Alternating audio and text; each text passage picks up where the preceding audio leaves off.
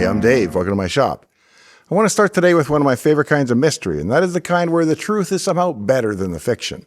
Today, we're going to look through the Terminator's eyes and analyze the actual 6502 code that you see on the screen in the film, what it does, and where it came from. Because for 40 years now, people have looked at the vision system in the Terminator and seen exactly what the movie wanted them to see. A machine from the future, a cybernetic assassin, Skynet's cold digital gaze. Red overlays, targeting reticles, scan text, little blocks of machine chatter flickering by as if the robot is doing something so advanced that we as mere humans are lucky just to watch it think. And it works. It works beautifully. It may be one of the most effective visual ideas in the whole film. You see through the Terminator's eyes and instantly understand that this thing is not just strong. It can't be bargained with. It can't be reasoned with. It doesn't feel pity or remorse or fear. And it absolutely will not stop, ever. Well, you know the drill. But it is, in the language of 1984 science fiction, thinking.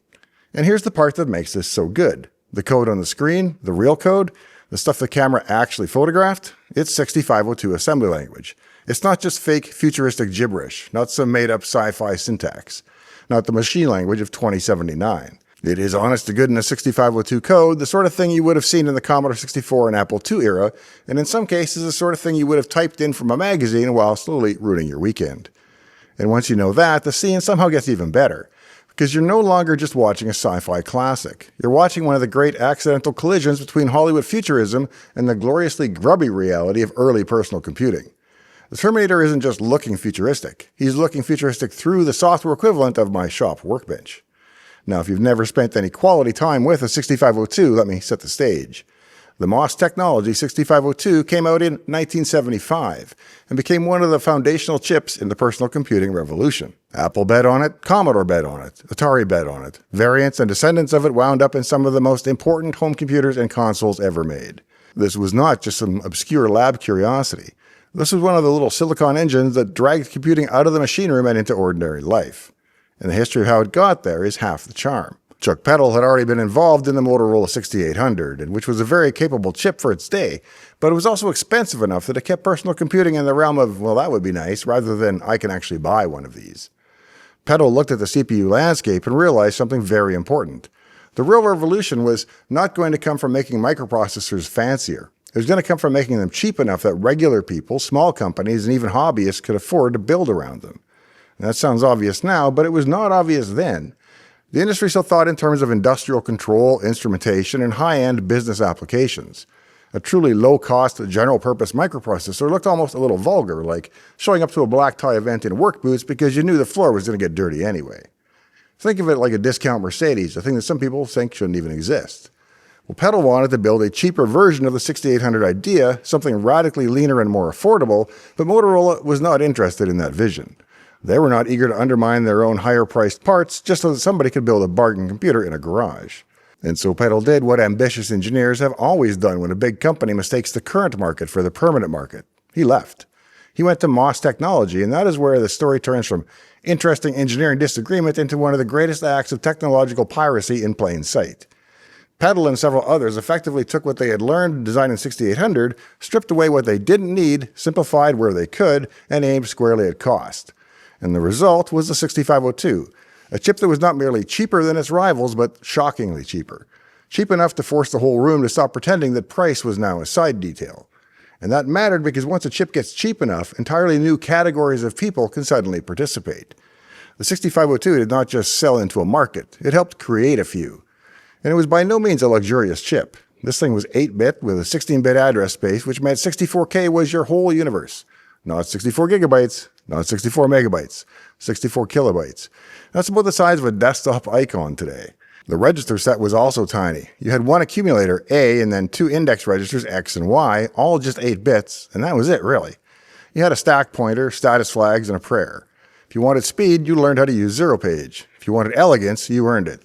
If you wanted something complicated, you did not solve it by throwing frameworks at it. You solved it by being smarter than the machine because the machine was not going to meet you halfway.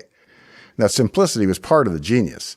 The 6502 was not trying to be a grand palace of instruction set architecture. It was more like a well-tuned small block V8. Compact, affordable, surprisingly muscular, and perfectly happy to spend its life doing work far beyond what a sticker price would have led you to expect. The instruction set was small but efficient. The chip made excellent use of zero-page addressing. It rewarded programmers who understood it deeply. And because it was cheap, it wound up in systems that ultimately mattered to consumers. The Apple II mattered. The Commodore PET mattered. The VIC-20 and Commodore 64 mattered. Atari's machines mattered. The 6502 did not win by being the fanciest chip in the room.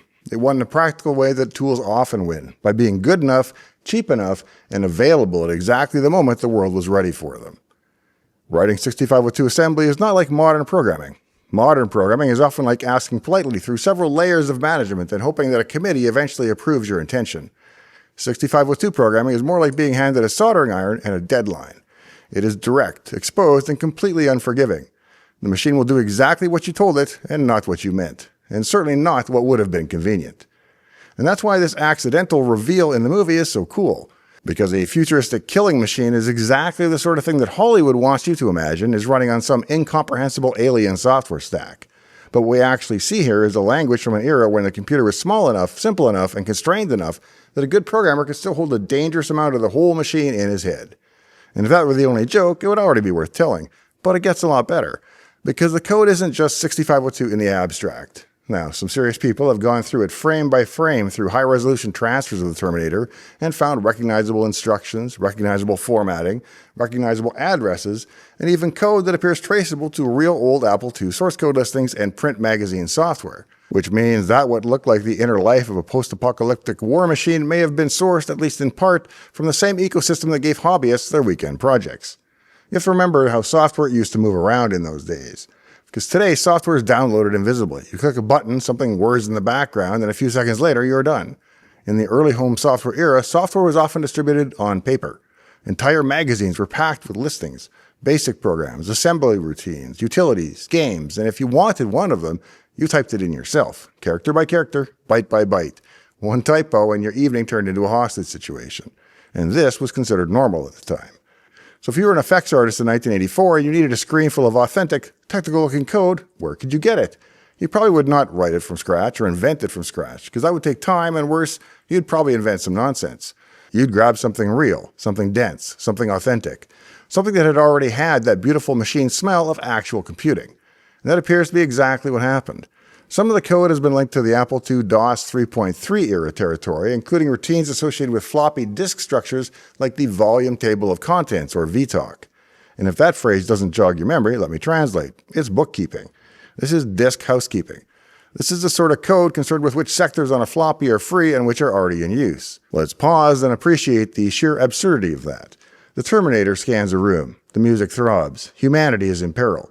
And somewhere in the visual language of this unstoppable cybernetic assassin is code whose day job involved keeping track of free sectors on a 5¼ floppy disk. At first blush, you might find that disappointing, but it's not. It's actually perfect, because it accidentally tells us the truth about computers better than most movies do on purpose. Behind every glamorous illusion of intelligence, there's usually a pile of practical routines doing weirdly ordinary work. Tables, state validation, resource tracking, pointer math. The public sees the cathedral. The programmer remembers the plumbing, and the Terminator inadvertently wound up filming the plumbing. There's also something wonderful about the way that the code looks. Not just the mnemonics, although those are a dead giveaway if you speak the language. Load A, store A, load Y, jump subroutine, but the whole texture of it. Addresses, hex bytes, columns, the rigid, severely terse formatting of assembler listings and monitor dumps. It doesn't just look computer-ish. It looks computer-ish in a very particular 8-bit way, and that mattered. Because in 1984, this visual language already read as machine intelligence. Not because audiences could parse it, but precisely because they could not. It had the right density, the right authority, the right feeling of cold, exacting logic. The irony, of course, is that the actual function of the code was often far more pedestrian than the atmosphere that it created. And that gap between what code looks like and what it's actually doing is one of the oldest jokes of computing. A terrifying-looking loop might just be counting bytes. A blandly named routine might be one bad pointer away from taking down a whole system. Code is theatrical that way. The Terminator HUD accidentally exploits that perfectly. It all combines to make this story better than just, haha, the Terminator runs on really old code. When Hollywood needed a visual language for machine intelligence, it accidentally reached back into one of the deepest roots of mass-market computing itself. There's also a historical irony here that's too good not to mention. Over the years, a bit of lore has circulated around Chuck Peddle taking pride in the fact that the 6502 family chips found their way into real embedded systems, including medical devices like pacemakers. Whether you want to frame that poetically or cautiously, the larger point holds. The same class of humble, efficient, embedded technology that cinema accidentally used to represent a killer robot also found real use in systems that are designed to keep human beings alive. And that is an astonishing contrast. On one side, a fictional machine built to exterminate us, and on the other, real embedded systems quietly prolonging and protecting life. Same technological bloodline, two completely different human stories. Technology itself, as always, doesn't come with a moral alignment. A processor is just capability waiting for a purpose. We decide whether it balances a ledger, plays a game, or regulates a heartbeat, or chases Sarah Connor through Los Angeles. And while we're on cultural afterlives, it's almost impossible not to bring up Bender from Futurama, because that show understood the joke on purpose. The Terminator appears to have stumbled into the 6502 life accidentally. Futurama absolutely did not.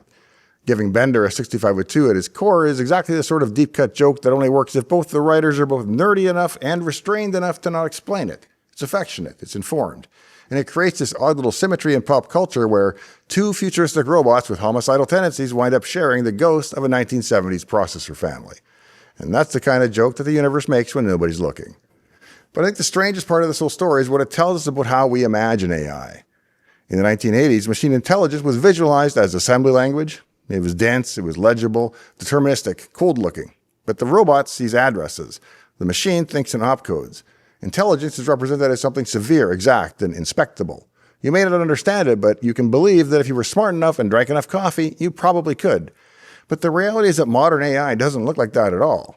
In our last episode, we trained a neural network on a PDP-11, and it allowed us to peer into a modern neural network in a way that a human might not otherwise grasp. And it didn't look like the Terminator HUD. It was just weights and tensors and embeddings and activations, massive matrices doing floating point acrobatics at a pretty good scale. It felt powerful, but not legible in that old bare metal way. It would feel alien for the opposite reason, not because it is so exact, because it is so distributed and abstract.